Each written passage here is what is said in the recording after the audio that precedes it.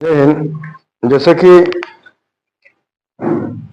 2 दिन पहले ही competition class start कराया जा चुका है और कंपटीशन क्लास के दौरान जो कि ये अपना कोचिंग में पहली बार कंपटीशन क्लास शुरू कराया गया है। इससे पहले मैं कई बड़े बड़े कोचिंग में भी कंपटीशन के बच्चे को पढ़ाया हूँ, वो रेलवे हो, एसएससी हो, अगर जो भी कम्पिटेटिव एग्जाम है उसके जितने बच्चे हैं उनको अच्छा तैयारी कराया गया है। लेकिन अपना कोचिंग में पहली बार कम्पिटेटिव एग्जाम का तैयारी कराया जा रहा है, जो कि कई बच्चे हैं उनका कहना था कि सर अपना भी कोचिंग में कंपटीशन क्लास शुरू कीजिए, नहीं क्लास करने पर हम लोगों को दिक्कत होगा। तो काफी बच्चों के बातों को सुनकर कंपटीशन क्लास शुरू कराया गया। लेकिन कई बच्चे ऐसे जो हुए जो उनका आर्थिक स्थिति ठीक नहीं था, ठीक था नहीं, ठीक नहीं है, अभी भी आर्थिक स्थिति ठीक नहीं है कि वो अच्छे से मतलब महंगा फी दे के पढ़ सके। ठीक है, तो इसको देखते हुए मेरा दिमाग में ये चीज आया कि कम से कम फी में, मतलब बहुत कम फी में बच्चों को एक अच्छा तैयारी कराया जाए, एक एक्सपीरियंस टीम के साथ, जिससे बच्चे कोई कंपटीशन एग्जाम निकाल सके। वो जैसे ग्रुप डी रेलवे हो गया, एसएससी जीडी आने वाला नहीं है, आ गया है, फॉर्म फिलअप हो रहा है। तुम लोग सब मिलके, सब तुम लोग जितना भी बच्चे हो एसएससी जीडी का फॉर्म फिलअप कर दो। डेट दिया एग्जाम का, मेरे ख्याल से फरवरी टू अप्रैल दिया हुआ डेट। तो इसको देखते हुए मात्र 200 में क्लास कराया जा रहा है, मात्र 200 में ऑल सब्जेक्ट, उसमें जो भी रूटीन तो मिटा दिए हुए हैं, मैथ्स, जीएस, रीजनिंग, हिंदी जो भी है उसका टोटल सब्जेक्ट का तैयारी कराया जा रहा। अब मेरा मानना है कि इस बार हमारे कोचिंग से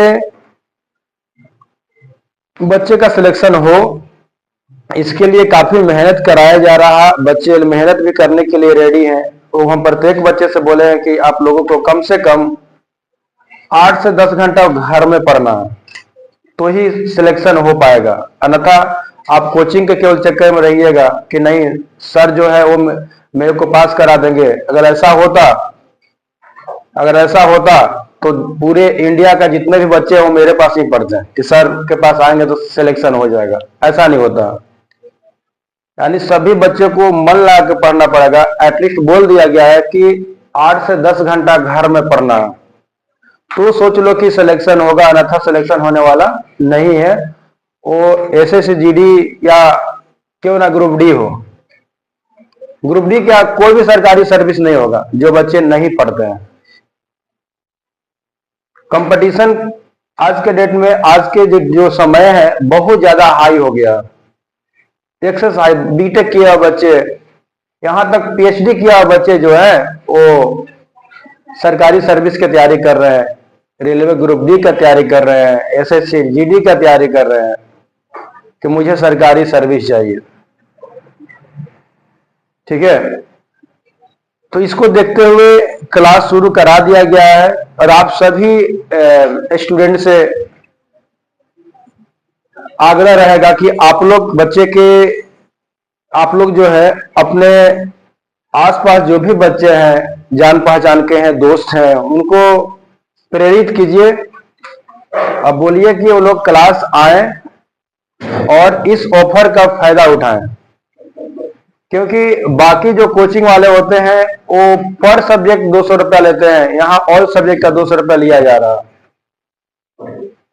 क्योंकि मेरा मानना है कि भगवान के दया से हम लोग अच्छा कमा लेते हैं। ये सब किसका दिया हुआ है? भगवान का ही दिया हुआ, भगवान का ही दिया हुआ कि हम लोग अच्छा कमा लेते हैं।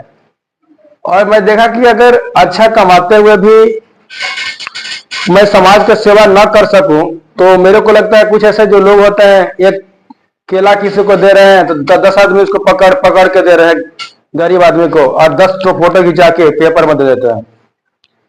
ठंडा के दिन आ गया है, 50-100 रुपया कम्बल जो आता है ना, उसको ले लेंगे, एक भिखारी को पहनाएंगे, मतलब उड़ाएंगे, 10 जन मिल के अकेले भी उड़ा सकता, ऐसे भी तुम दे सकता और उसको पेपर में दे देंगे कि आज इन्होंने गरीबों को कमल दान किया। क्या मिलता है? पर हम लोग इतना दान करते हैं लेकिन आज तक कहीं पेपर में नहीं दिए हैं। अब कुछ ऐसे कुछ ऐसे मेरा दोस्त जो होंगे, जो साथी है, जो आसपास का, वो बोले कि सुमित जी आप भी काफी एनजीओ के तहत आप भी ऐसा किए हुए हैं। तो बाबू मैं बता रहा हूं कि ऐसा कुछ नहीं था। देखो कहने का मतलब है कि जब मैं बांट रहा था तो दूसरा कोई फोटो खींच लिया, और आज तक बता रहा, मैं कसम से बता रहा हूं कि मुझे कभी शौक नहीं हुआ कि मैं पेपर में ये चीज दिखाई दे कि मैं किसी को कमल उड़ा रहा हूं, चाहे किसी को एक केला दे रहा हूं, चाहे आधा किलो सब्जी दे रहा हूं, 1 किलो चावल दे रहा हूं, तो पेपर में आए। अब जो संस्था के जो लोग थे वो देते होंगे, उससे मेरे को फर्क नहीं पड़ता। मैं पर्सनली बोलूं तो मैं ऐसा नहीं करता था, ना करने का शौक है। आज जब मैं पर्सनल अपना अकेला जब काम कर रहा हूं तो मैं ऐसे बहुत सा दान करता हूं, बहुत सा ऐसा डोनेट करता हूं, बट आज तक पेपर में कभी नहीं दिया हूं। आज तक पेपर में कभी नहीं दिया हुआ। मेरे को ऐसे बहुत लोग मिले जो बोले कि सर आप जो इतना गरीब बच्चों को फ्री में पढ़ा देते हैं, फ्री में पढ़ाते हैं या बहुत कम कॉस्ट लेकर पढ़ाते हैं, इसके बारे में एक स्टेटमेंट दीजिए न्यूज में। मैं एक न्यूज रिपोर्टर को आपके पास भेजता हूं, और या तो पेपर वाले को अपना स्टेटमेंट दीजिए, आपका पेपर में आएगा तो आपका काफी नाम होगा, आपका कोचिंग का नाम होगा। मैं बोला ठीक है, ऐसा बात है कि अपने कोचिंग के बारे में मैं बड़ाई कर सकता हूँ, सॉरी, लेकिन कभी भी अगर आप बोलिए कि नहीं आप गरीब बच्चे, ये गरीब बच्चे को मैं पढ़ाता हूँ, गरीब बच्चे को पढ़ाता हूँ, बुलाऊंगा स्टेज पर, अब बोलूंगा बाबू तुम्हें से कितना फी लिया है, तो वो बच्चा बोलेगा सर 50 रुपए लेते हैं या फ्री में पढ़ाते हैं। ऐसा किसी के रेपुटेशन पर मेरे को उंगली नहीं उठा रहा, ठीक है, ऐसे रेपुटेशन पर मेरे को किसी का उंगली नहीं उठा रहा। बस मेरा मानना है कि दिया हुआ भगवान का है, जो भी मेरे को मिल रहा है या मिलते आया है वो सब भगवान का ही देन है। ये भगवान का दया है कि मैं यहाँ तक पहुंच पाया हूं। अगर भगवान के दिया हुआ धन को अगर किसी गरीब में थोड़ा सा दे दूं तो क्या घट जाएगा? ठीक है, क्या घट जाएगा? मेरा ये मानना है, पर्सनली मेरा मानना है, भले लोग कुछ भी माने इसको लेके, लेकिन मेरा मानना है कि अगर थोड़ा सा मेरा दान करने से, दान इसको नहीं बोलेंगे, किसी को मदद का दान एक अलग वर्ड हो गया। किसी को मदद करने से कोई इंसान अगर आगे बढ़ जाता तो ये मदद नहीं कहलाता, एक इंसानियत का एक कर्तव्य भी बनता। ठीक है, बहुत लोग बोले मेरे को कि सर इतना आप कम फी क्यों लेते हैं, या अभी मालूम है और तो लोग जो ऑफर निकाले थे कि जो बच्चे इंटर के बाद ग्रेजुएशन में जाएंगे उनको मात्र बीएससी हो, बीकॉम हो या बीए हो, मात्र 200 में पढ़ाया जाएगा। तो ये सुन के काफी हमारे जो सहपाठी टीचर हैं बोले कि सुमित करना क्या चाहते हैं आप? यानी करना कुछ नहीं चाहते हैं, देने वाला ऊपर वाला होता है। वो 200 रुपए जो बच्चा दे रहा है, 200 रुपए जो बच्चा दे रहा मेरे को, भगवान का दया रहेगा तो 200 रुपया 2000 बन जाएगा। पॉकेट में रखे हम 200 रुपया लेके बन गया 2000, सब दिया हुआ भगवान को। आज मैं ओपनली बोलता हूं कि मैं कभी ऐड नहीं करता कि मैं कितना कमाता हूं, और कसम से मैं बता रहा हूं कि मैं पॉकेट में कितना पैसा है वो भी मेरे को नहीं मालूम है। मैं ये भी जानता हूं कि मेरे अकाउंट में कितना पैसा है वो भी मेरे को नहीं मालूम है। तो लड़ा सर फेंक रहे हैं, कसम सुबह सुबह कोई खा नहीं सकता, लेकिन मैं खा रहा हूं कि मेरे पॉकेट में कितना पैसा वो भी नहीं मालूम है, मेरे अकाउंट में कितना पैसा वो भी नहीं मालूम है, और मैं कितना कमाता हूं पर मंथ वो भी नहीं मालूम है। ठीक है, ये जितना मैं बोल रहा हूँ स्टेटमेंट बिल्कुल सही है, मैं काउंट नहीं करता, बस मानता हूं कि दिया भगवान का है, काम चल जाता है। मेरे से एक इंसान पूछा, एक बच्चा हिसाब करने लगा, कल की बात है, मैं बता रही थी कि सर, एक लड़का नाम नहीं बताएंगे, हिसाब कर रहा था कि ये कोचिंग से इतना अर्निंग होता है, आपको इतना मिलता होगा, सर को इतना मिलता होगा, ये कोचिंग में कितना बच्चा है, ये कोचिंग में कितना मिलता होगा, एक कोचिंग में इतना अर्निंग आता होगा, तो सर तो बड़ा अमीर आदमी है। तो मैम वही बता रहे थे कि सर, यानी कि देखिए ऐसा कभी भी गुना भागा मत कीजिएगा, क्योंकि ये बहुत बेकार चीज है। बस याद रखिए नेचर का दिया हुआ चीज है, भगवान, हम लोग तो केवल मेहनत कर सकते हैं, देने वाला ऊपर वाला होता है, वो दे रहा, बस काम चल जा रहा। और इसको देखते हुए मेरा ये सब्र हुआ कि जब बच्चे को मैं देखता हूँ, जो बच्चे बिगड़ जाते हैं, पैसा कारण पढ़ नहीं पाते हैं, तो मैं इसलिए कई ऑफर निकालता हूँ। मालूम है तो लोग होना चाहिए कि एक बार हम सरकारी स्कूल के बच्चों को निकाल से मालूम कितना, मात्र 99 रुपीज। एक बार फिर निकाले थे 200 में पढ़ाने के लिए, कि मात्र 200 में पढ़ाया जाए क्लास 10 तक। एक बार बहुत पहले ऑफर निकाले थे। ठीक है, तो ऐसे सब परिसर निकालते, गरीब से गरीब बच्चे भी पढ़ाई से वंचित न रहे, उनको न लगे कि हम गरीबी के कारण पढ़ नहीं पा रहे हैं। ऐसे बहुत हमारे कोचिंग में बच्चे भी हैं जो फ्री में उनको पढ़ाते हैं, फ्री में उनको पढ़ाई कराया जाता है, लेकिन कभी ऑन स्टेज उनको उनके बारे में उनको बुला के नहीं बोले कि बाबू बताओ तो हम कितना दिन तुम्हें फ्री में पढ़ा रहे हैं। नहीं, ऐसा नहीं।